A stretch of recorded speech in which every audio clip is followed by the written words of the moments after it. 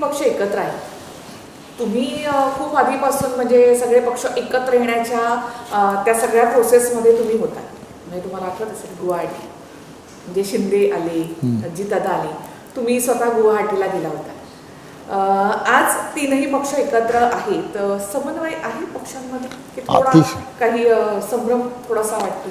खरं तर तुम्हाला माहीत आहे की ही तिघही म्हणजे आदरणीय देवेंद्रजी मुख्यमंत्री म्हणून, आदरणीय उपमुख्यमंत्री शिंदेसाहेब, आदरणीय उपमुख्यमंत्री अजितदादा, या तिघांमध्ये अतिशय चांगलं बॉन्डिंग आहे.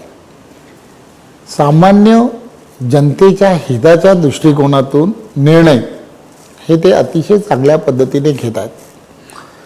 एखादा तरी निर्णय जो आहे जनहिताचा घेताना त्यांच्यामध्ये स्क्लॅशेस होत आहेत असं कधी तुम्ही ऐकलं आहे का? तर ते तुम्ही कधीच ऐकत नाही. याचं कारणच असं आहे की तिघांमध्ये ठरवून महायुती म्हणून आपल्याला सामान्य जनतेच्या हिताच्या दृष्टिकोनातून निर्णय घ्यायचे आहेत.